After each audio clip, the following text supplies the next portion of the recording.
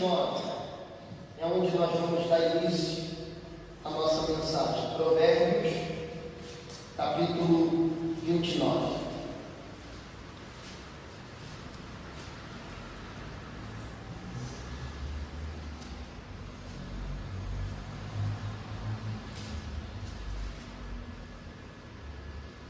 Versículo 18.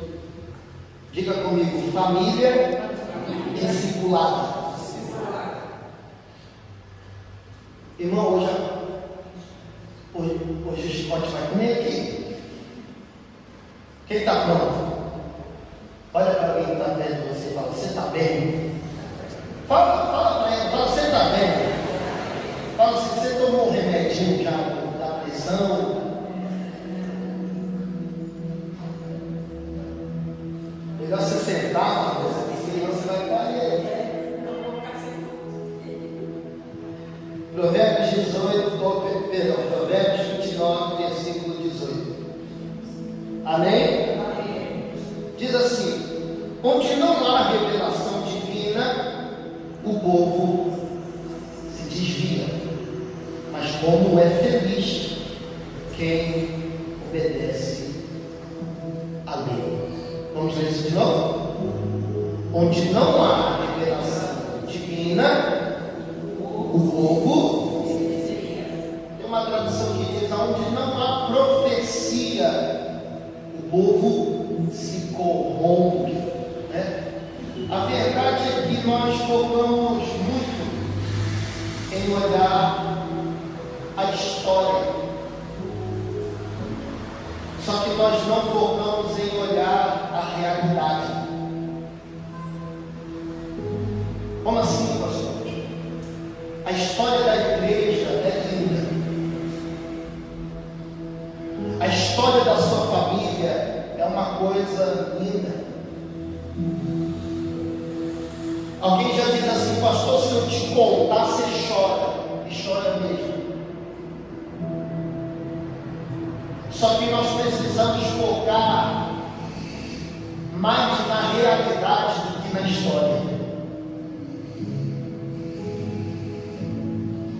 O maior problema, o que tem acontecido? Diga comigo: excesso de informações. Segundo Reis, capítulo 4.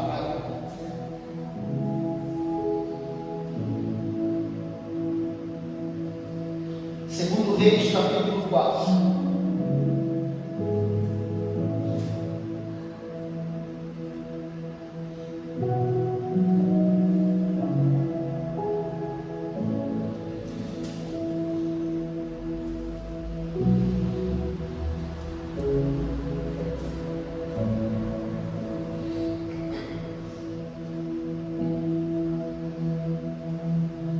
Segundo Reis 4, versículo 38. Amém? Fala amém. Amém. Fala forte. Amém. Eu falei: fala forte. Forte. Depois Eliseu voltou aonde?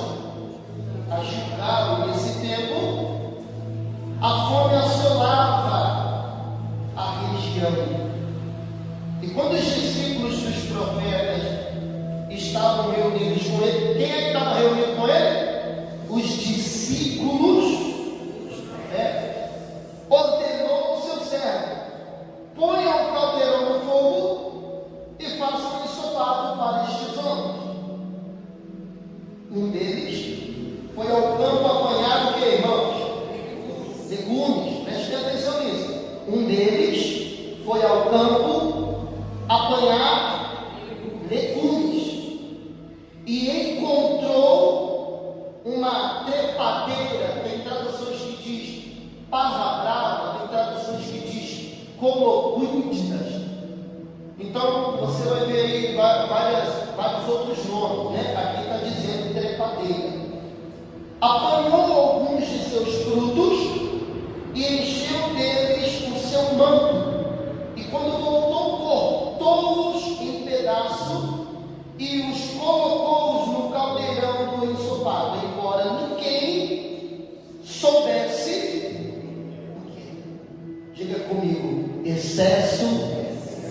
informações. Preste bem atenção. O excesso de informações está tirando a profecia da igreja. Nós precisamos entender que a igreja, ela é profética. Eu preciso entender que a minha casa é profética. Quem está entendendo? Eu preciso reconhecer isso. Só que nós estamos vivendo um tempo de tantas informações que parece que milagre já não existe. Lembra daqueles milagres de crente? Como assim, pastor? Não, eu estava com uma dívida no banco, de repente sumiu. Deus pagou e a gente contava testemunho aqui. Lembra disso? Pastor, o gás estava acabando, a gente virava o gás contra isso. E durou 6 meses. Lembra disso? Mas parece que Deus não faz mais. Mas por quê? Porque a igreja está com excesso de informações. Observa. Ele saiu para apanhar o quê? Deus.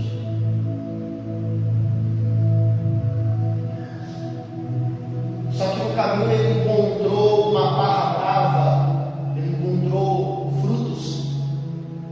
Só que ele saiu para apanhar, não frutos.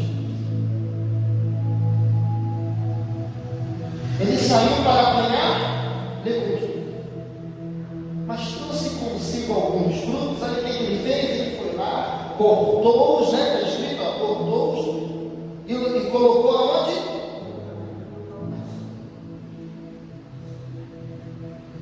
Deixa eu te explicar uma coisa. Não é porque é fruto que eu posso me alimentar dele. Tem fruto que você não se alimenta dele. Tem dinheiro que não deve ir para o teu bolso. Tem riquezas que você não deve assumir. Mas por quê? Se é fruto, em outras palavras, é bênção. Nem toda bênção você tem que herdar. Sabe o que é isso? Discipulado. Por quê? Porque discipulado não tem a ver com o que eu quero, tem a ver com o que Deus quer. Tem bênção que é bênção, mas eu preciso entender se é isso que Deus quer para mim. Mas aquele homem ele é uma bênção, mas eu preciso entender se é aquela pessoa que Deus quer para mim. O excesso de informações está tirando a profecia. E aonde não há profecia, o que acontece? O que acontece? O povo se corrompe.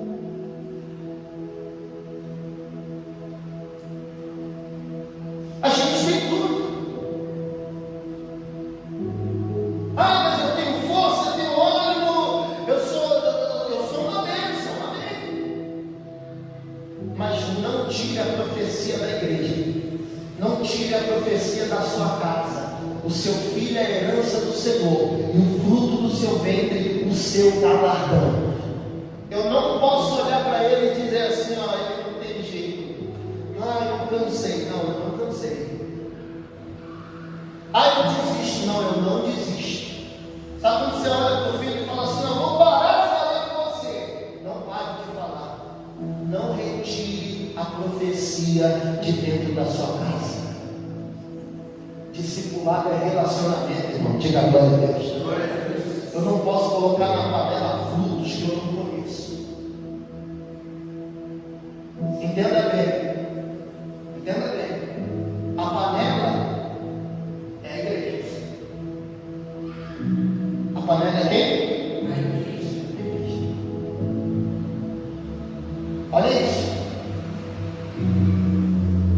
40. O ensopado foi servido aos homens, mas logo que o provaram, o que aconteceu? Eles gritaram: homem de Deus, a morte na panela, e não puderam mais tomar. Não puderam. A panela é quem? Quem é a panela? Tem veneno aonde? A igreja está envenenada. Aí o que o homem de Deus faz para tirar o veneno da igreja? Se está tudo misturado lá, e agora? Olha aqui, vem comigo.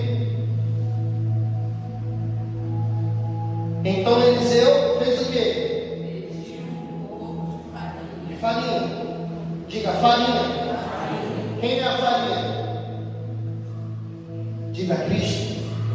Porque Jesus disse: eu sou o pão vivo que desceu do céu. Quem é a farinha? A barra brava. Quem é a barra brava? O veneno. Diga os excessos. Então a igreja é a panela, a barra brava são os excessos, Cristo é a farinha. Eliseu não tirou o veneno. Eliseu estabeleceu a profecia. Porque o povo se corrompe onde não tem profecia. A igreja se corrompe onde não tem Cristo. A casa se corrompe onde não tem Cristo. Entenda?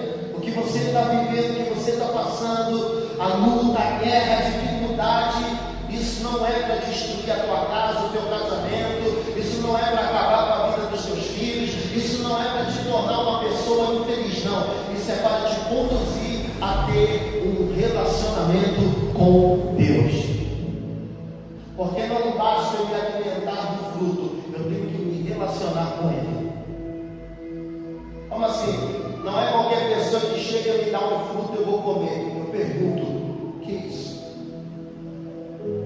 Come aí, experimenta. Alguém já fez isso com você? Aí você fala assim: ó, mas o que é isso? Aí alguém diz assim: ó, é macaíba.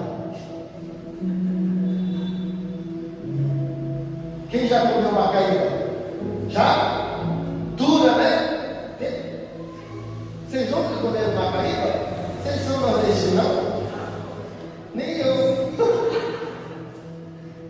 A Amanda fala que eu nasci no lugar errado e no tempo errado.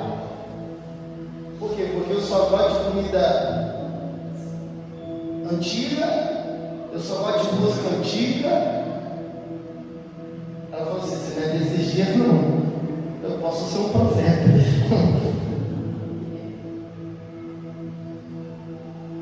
Eu preciso entender, a igreja precisa entender que o importante não é o que eu produzo para Deus. Ah, mas ele foi lá e pegou para fazer comida, mas entenda, caminhar com Deus é mais importante do que produzir para Deus.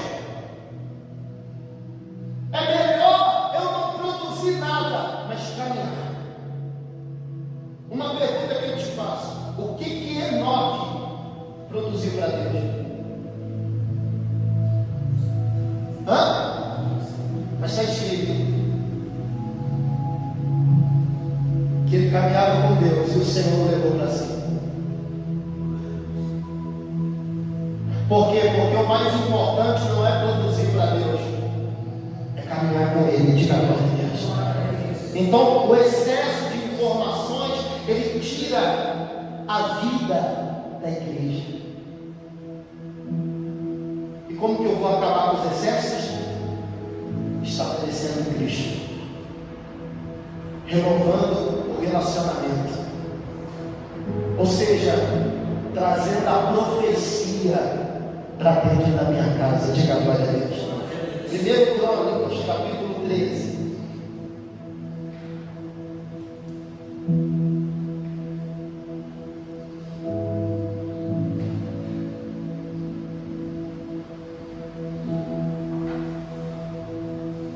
Diga comigo, o excesso está tirando a vida da igreja. 1 Crônicas, capítulo 13.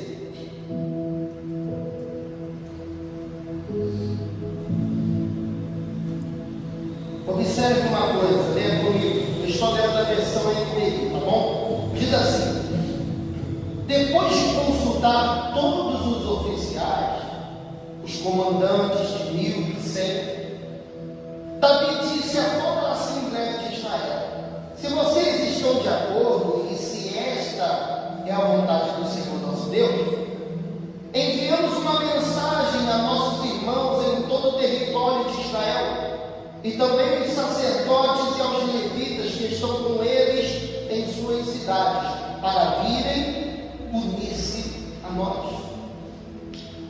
Vamos fazer o quê?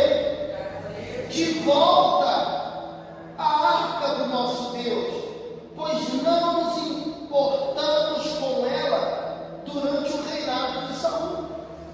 Toda a Assembleia concordou, porque isso pareceu bem a todo o povo. Olha, nós temos que tomar cuidado com tudo aquilo que parece bem. Tudo aquilo que parece direito, sabe aquela pessoa que você olha assim, esse pastor ele parece ser de Deus. Aquele ficou olhando aquele irmão, parece ser gente boa, Sabe quando você vai alugar a casa, aí você olha assim, a pessoa você fala assim, a pessoa, tem onde colocar para ela, ela parece ser daqui a pouco. Mas por quê? Porque o excesso de informações falou mais alto. Todo mundo concordou, sim ou não? Vamos trazer a arca. O que eles queriam era trazer a arca, só que eles primeiro precisavam entender como trazer a arca, porque a arca não poderia ser traga de volta de qualquer maneira. Havia um mandamento, uma ordem, dizendo como a arca deveria ser carregada. Só que a falta, o excesso de informações foi tirando o quê? A revelação, a profecia. Olha aí. Então Davi reuniu todos os israelitas, desde o rio Sior, no Egito, até Lebo-Amate, para trazer ele de Quiriate-Jearim, a arca de Deus. Davi e todos os israelitas foram a Baalá, que é Quiriate-Jearim, em Judá, para buscar a arca de Deus. O Senhor entronizado entre os querubins, a arca sobre a qual seu nome é invocado. Na casa de Abinadab levaram a arca de Deus. Na onde? Num carroção novo, conduzido por Uzá-Aiô. Por Uzá-Aiô. Davi e todos os israelitas iam dançando e cantando com todo vigor diante de Deus, ao som de harpas, liras, tamborins, símbolos e cornetas.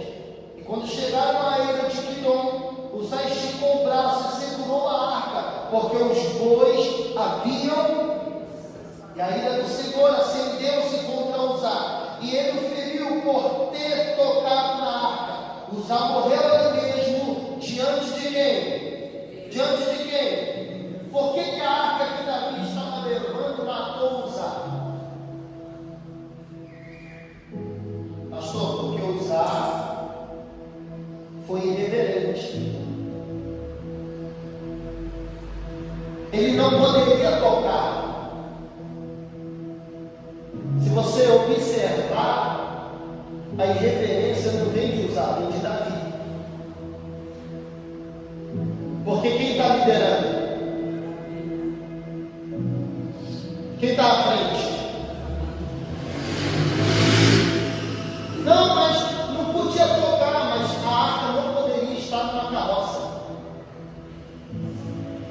arca tinha que ser carregada sobre os ombros dos levitas. Irreverência matou Uzá? Não.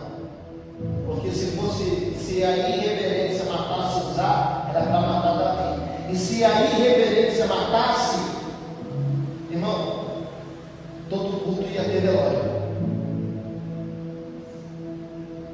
Por quê? Porque eu já vi pastor pregando, gente no WhatsApp, no joguinho, vendo jogo. Isso não é irreverência? Hã? Então irreverência não mata. Mas o que matou? Diga comigo: imaturidade. Fala mais forte: imaturidade. Por quê? Houve velório na casa de Abinadab. Só que na casa de Obed-Edom houve prosperidade. Ó, versículo 14, lê comigo. A arca de Deus ficou na casa dele. Leu 13 para você entender. Por isso desistiu de levar a arca para a cidade de Davi. E em vez disso, levou para a casa de Obed-Edom, de Gate. E a arca de Deus ficou na casa dele por 3 meses. Leia aí bem alto, vai. E o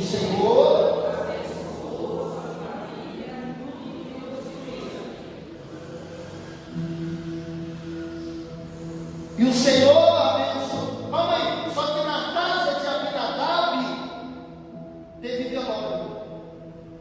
Na casa de Obed-Edom houve prosperidade. O interessante é que o que matou Uzá não foi a falta de relacionamento. Perdão, o que matou Uzá foi a falta de relacionamento, não foi a irreverência. Mas a falta de relacionamento de Uzá não, a falta de relacionamento de Davi. A falta de relacionamento do líder. A falta de imaturidade do líder que matou quem? Uzá. Veja o capítulo 15 de 1 Crônicas.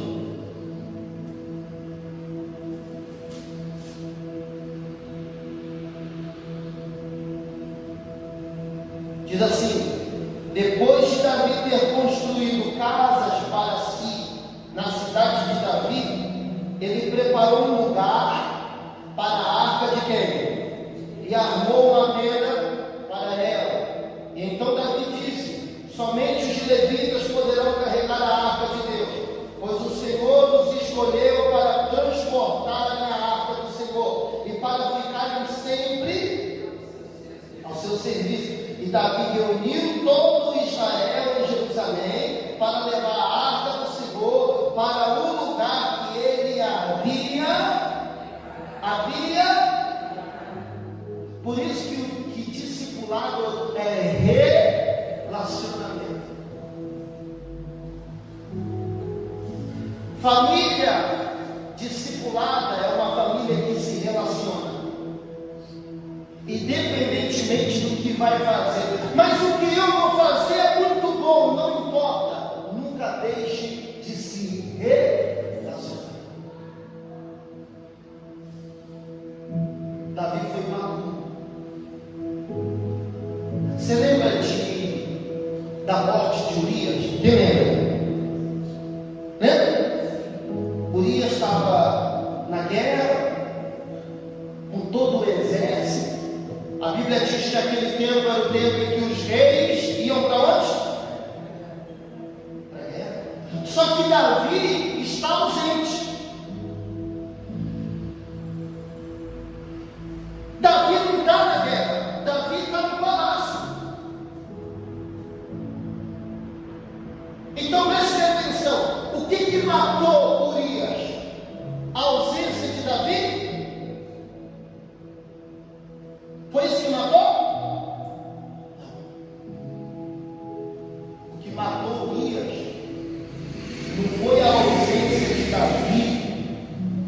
na guerra foi a imaturidade do palácio. Foi o que matou Urias. Por isso, eu vou falar. Por isso que é melhor um líder ausente do que um líder imaturo. Por quê? Porque o que mata não é a ausência, o que mata é a imaturidade.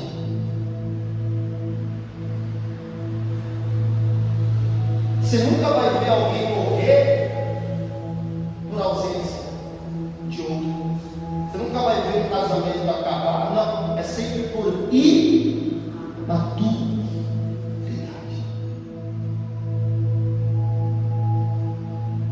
A ausência não matou Urias.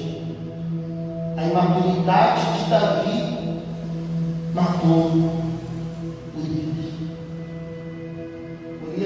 O Davi no palácio, ele foi tão imaturo que quando ele viu Betseba se tornar, ele não pensou em outra coisa. Soube que era esposa de Urias, ele fez de tudo para esconder, mas não conseguiu. Aí aquela imaturidade tomou conta dele. Enviou uma carta a Joabe e falou assim: coloca Urias à frente da batalha. Aonde a guerra é mais forte, quando ele estiver lá, deixa ele sozinho. Davi foi um mau rei. Nunca foi um mau rei.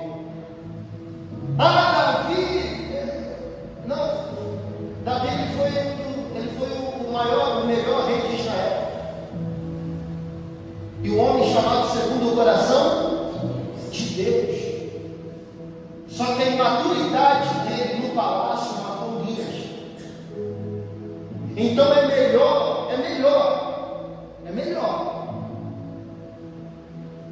você não ter um pastor do que ter um pastor imaturo.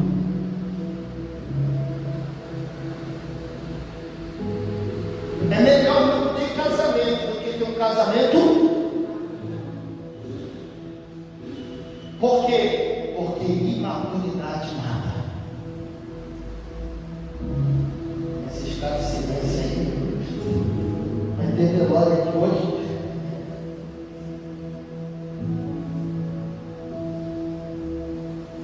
Mas por que eu estou falando isso para você? Para você entender que o que gera morte não é a ausência de algo. Eu sou infeliz porque eu não tenho isso. Eu sou infeliz porque eu não tenho aquilo. Não. A ausência não mata, imaturidade mata. Se você ficar sem dinheiro, você não morre. Não. Mas se você tiver muito dinheiro e ser imaturo, você morre, você se mata, você se acaba. Por quê? Porque você é imaturo.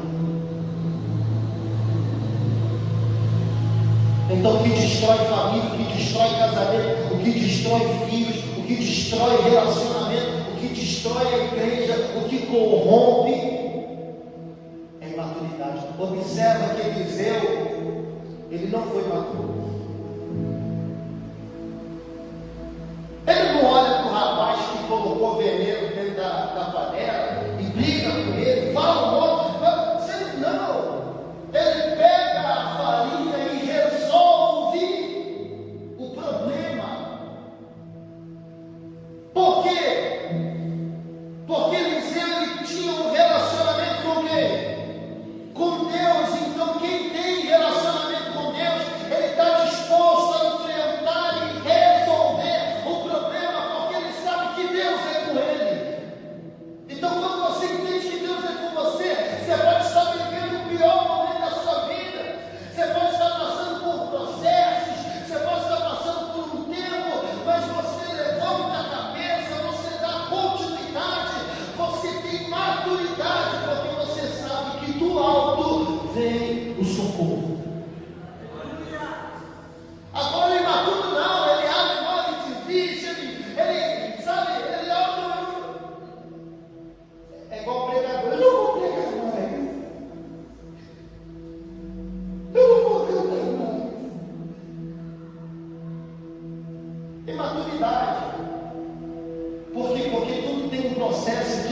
templo. E a igreja não é de um homem, a igreja é do Senhor. A igreja é de Cristo, a sua família não é de uma pessoa. Irmão, a sua família pertence a Deus. Então eu tenho que me relacionar com Deus. Eu estou me relacionando tanto com os excessos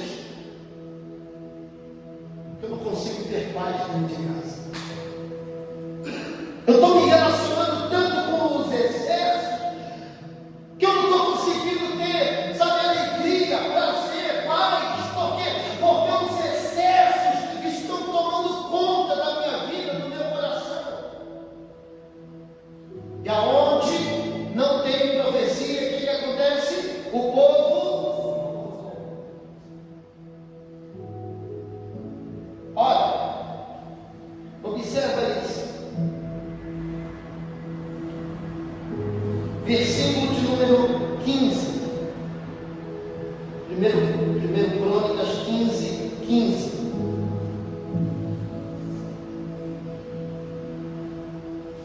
Amém?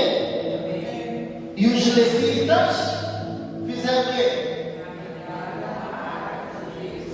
Como?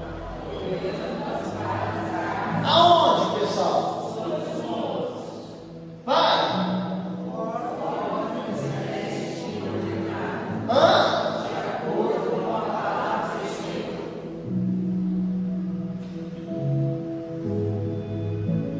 Vamos levar a arca do Senhor. Oh, não é só isso. Não é só levar a arca do Senhor. Não é só levar a presença de Deus. Não. Como? Porque tudo que Deus faz tem uma ordem. Diga, tudo que Deus faz tem uma ordem. Aí agora Davi está levando, mas conforme a ordem que o Senhor deu a Moisés. Aí agora dá certo. Sabe por quê? Porque tem relacionamento, e aonde tem relacionamento tem discipulado. Quem está entendendo? Ou seja, tem obediência. Diga glória a Deus. Agora está dando certo. O problema não foi usar, trocar a arca. Ali foi um doce. O problema foi não observar a realidade. Davi olhou para a história. Qual foi a história? Lembra? Em todo o tempo do reinado de Saul, a arca ficou como? Esquecida. Aí Davi falou: não, vamos lembrar da arca, vamos fazer aquela coisa toda. E todo mundo concordou, irmão. Eu vou falar.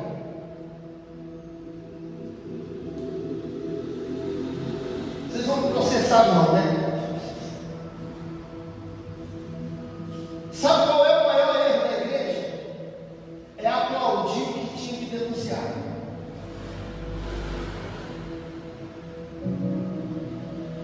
Todo o povo concordou. Só que não olharam, observaram a realidade. Irmão, a gente precisa entender, olhar a realidade. Eu sei que seu filho é uma bênção, seu filho é um amorzinho, seu filho não faz nada de errado. Todo mundo faz, o seu não. Só que eu tenho que enxergar a realidade. Eu tenho que ver o que está acontecendo. Compreende? Precisa existir um relacionamento. Precisa existir um relacionamento. Tem que haver profecia. Porque onde não tem, o povo se corrompe. Por isso que Davi se corrompe. Por isso que Uzá se corrompe. Por quê? Não tem profecia. Olha, Mateus capítulo 13.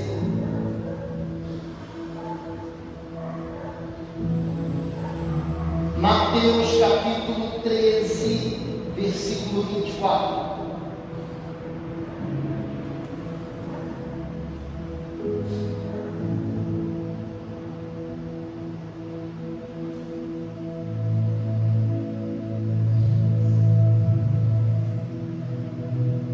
Jesus lhes contou, Mateus 13:24.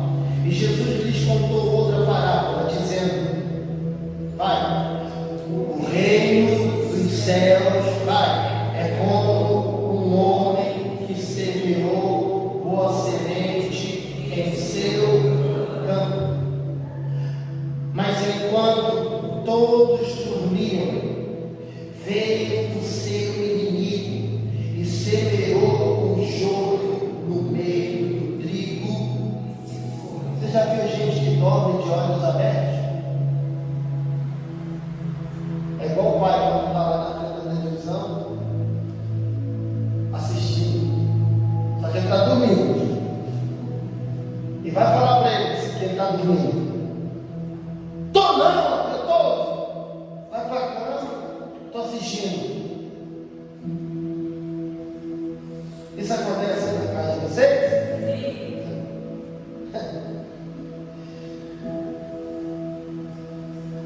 É nesse momento que o inimigo vem. Pastor, mas eu semeei. Então, mas tudo acontece quando você tira a atenção. Tudo acontece. No momento que você deixa de dar a devida atenção, o inimigo vem.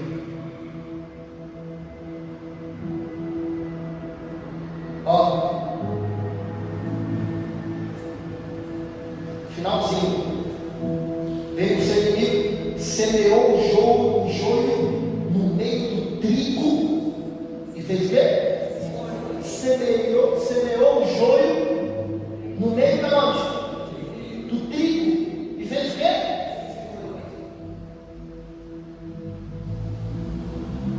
Irmão, o diabo precisa ficar. Ele só põe lá e vai embora. Por isso que nós precisamos entender, observar e dar atenção à realidade. Se tem morte na panela, se não há mais profecia, eu vou na igreja, qualquer igreja, não, eu não vou em qualquer igreja, eu vou aonde a palavra de Deus, ela é revelada. A gente precisa sair da fila dos pedintes e entrar na fila de um propósito.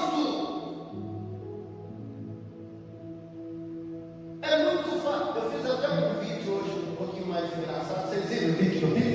Coloquei dois de mim. Eu. Tinha dois lá. De mim. Eu. Se não aguenta um, mas dois. Aí tinha um satanás do meu lado falando assim: eu vou te entregar água. Eu peguei, não.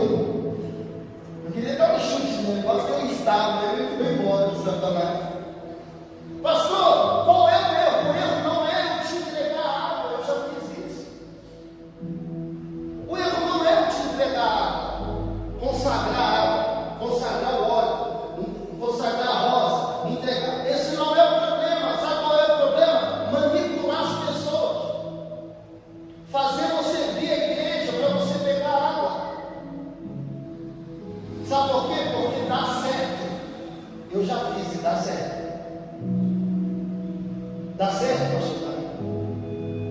Vou consagrar a água, o óleo, a rosa, você vai levar essa rosa. Olha o sangue do cordeiro, vou te pegar o sangue do cordeiro. Você vai passar em todas as portas. A morte não é, mas vem todo mundo. Porque ninguém quer morrer. Dá certo. Só que um dia transformou meu coração. Eu não te levantei para dar copo com água. Eu te levantei para você conduzir as pessoas à fonte. Eu poderia estar aqui toda quarta te dando um copinho com água. Eu quero te mostrar Jesus. Eu quero mostrar para você que tem uma fonte. Para você ir na fonte, você não precisa de mim. Quem está entendendo isso? Porque você só precisa de mim enquanto você não conhece a fonte. Aí depois você conhece. Eu vou sozinho. você vá sozinho na fonte. Compreende? Para que você não depende de homens, mas que você dependa somente do Senhor. Quem vai entender isso? Nós não podemos, entenda, nós não podemos deixar de enxergar a realidade. Existe uma realidade e nós não podemos focar os nossos olhos na história, ficar sendo distraído pela história e não olhar a realidade. Eu termino aqui. Eclesiastes 11.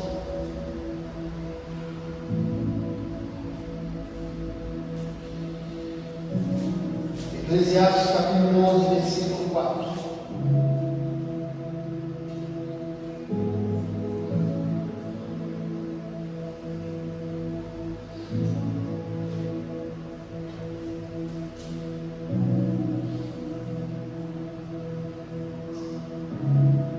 Amém? Eclesiastes 11, versículo 4. Quem fica fazendo o quê? Quem fica observando o quê, irmão? O vento não vai fazer o quê? Por que a igreja não se manifesta? Por que a história não muda? Porque a gente fica observando a história. Eu era tão feliz, eu vivia tão bem. Se eu pudesse. Ei, entenda a realidade. Porque quem fica olhando o vento nunca vai plantar, nunca vai colher. Quem está entendendo isso? Nunca. E quem fica olhando para as nuvens não colherá.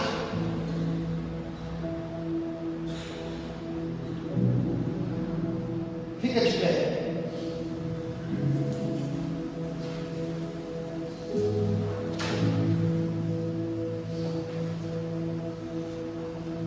Houve um momento em que Deus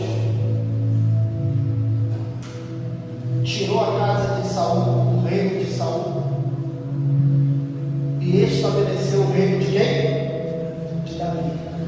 Não foi? O reino de Saul foi tirado, a casa de Saul foi tirada, a casa de Davi foi estabelecida.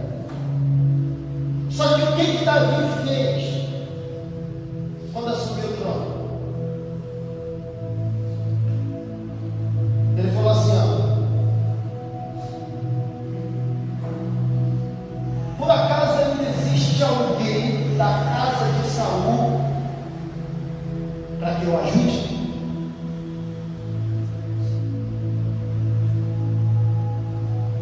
Só que quem tinha tirado a casa de Saul foi quem?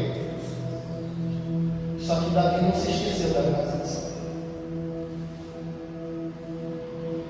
Irmão, Deus pode levantar você, Deus pode me levantar, mas preste bem atenção: tudo que Deus te dá, tudo que Deus te concede, tudo que Deus coloca na sua mão,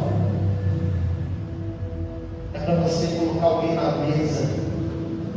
Compreende? Mas se Mefibosete é da linhagem de Saul, traga ele, porque ele vai assentar à mesa junto comigo. O propósito de Deus de estarmos aqui é para que você esteja na mesa, para que os teus filhos estejam na mesa, para que você não fique mais em Lodebar, naquela terra de aflição, de sofrimento, dependendo de um copo com água, mas para que você possa ter conhecimento de que existe uma fonte e Cristo é a fonte. Glória a Deus. Vamos aplaudir o Senhor.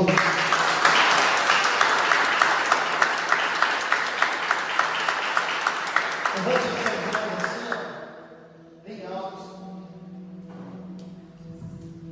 Eu quero que você saia daqui hoje debaixo dessa graça, desta unção. Nunca se esqueça daquilo que o Senhor começou a realizar, a fazer na